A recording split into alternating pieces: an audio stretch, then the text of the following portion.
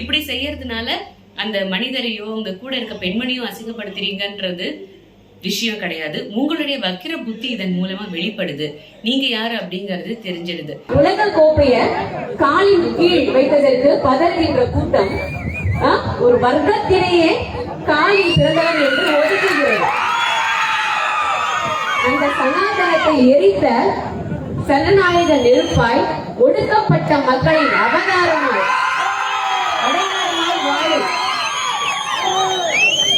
எங்கள் அண்ணன் திருமா அவர்கள் காடுகளில் கற்பித்த சிறுத்தைகளின் குரல்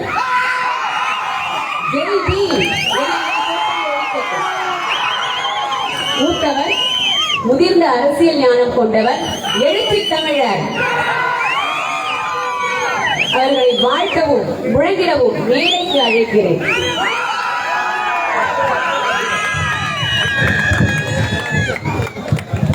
ஆக்சுவலி அவர் சீஃப் கெஸ்ட் உட்கார்ந்து இருக்கணும், நான் இன்வைட் பண்ணதுக்கு அப்புறம் வரணும் அப்படிங்கிற மாதிரியான ஒரு நெறிமுறை தான் இருக்கணும். ஆனா அங்க கொஞ்சம் கட்சி ஆளுங்க எல்லாருமே சேர்ந்திருந்ததுனால கொஞ்சம் அவசரமா அவருக்கு மாலை அணிவிக்கிறது, ஷால்வை அணிவிக்கிறது, அதுக்கு நடுவில் வந்து இவர் அழைக்கணும்னு திடீர்னு சொன்ன உடனே அவரை வந்து அப்படியே கூப்பிட முடியாது. ஏன்னா ஒரு பெரிய தலைவரா இருக்காரு. முக்கியமா வந்து மனித உரிமைகளுக்காகவும் சமூக நீதிக்காகவும் சம தர்மத்துக்காகவும் இப்போ போராடிட்டு இருக்க ஒரு மாமனிதர்.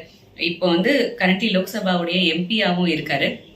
ஸோ அவரை வந்து ஜஸ்ட் இப்போ நான் வந்து திருமாவளவன் அவர்களை மேடைக்கு அழைக்கிறேன்னு சொன்னா நல்லா இருக்காதுங்கிறதுக்காக தான் அவ்வளவு அழகான ஒரு ஸ்பீச் ரெடி பண்ணி அதை நான் பேசிட்டு இருக்கும் போது அவர் நான் என்ன பேசுறேன்னு ஒத்து கவனிச்சிட்டு இருந்தாரு. அதை வந்து வேற விதமா ட்ரால் பண்ணி அவர் வந்து கலங்கப்படுத்துற விதத்துல அந்த நிறைய ட்ரால்ஸ் போறதெல்லாம் பார்க்கும்போது மனசுக்கு ரொம்ப கஷ்டமா இருந்தது.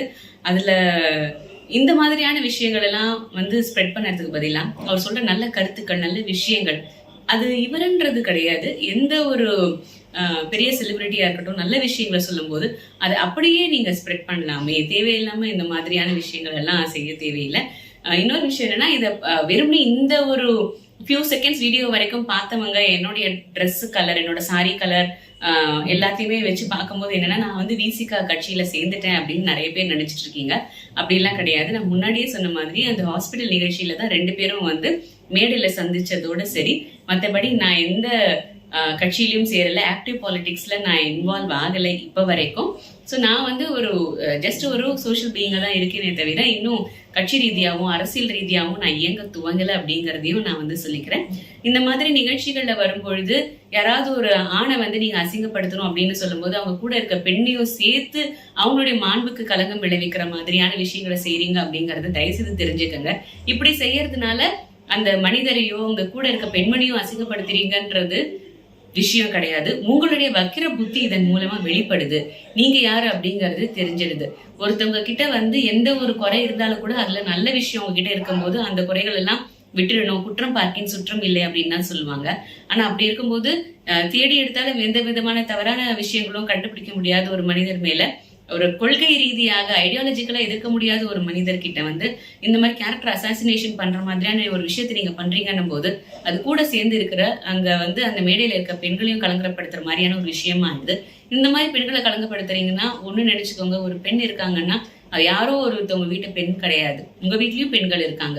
எந்த பெண்ணா இருந்தாலுமே அவங்கள வந்து ஒரே மாதிரி தான் நீங்க வந்து பார்க்கணும். இந்த மாதிரி தவறான செயல்கள்லாம் இதுக்கப்புறமாவது செய்யாம இருங்க. உண்மை என்ன அப்படிங்கறத உள்ளபடியே மக்களுக்கு வந்து கடத்துறதுக்கான முயற்சியை நீங்க செய்யுங்க. இதுக்கப்புறம் இந்த மாதிரி தவறான வீடியோ சித்தரிப்புகள், ட்ரால்ஸ், மீம்ஸ் எல்லாம் செய்ய மாட்டீங்க அப்படின்னு நான் நினைக்கிறேன், நம்புறேன். நன்றி, வணக்கம்.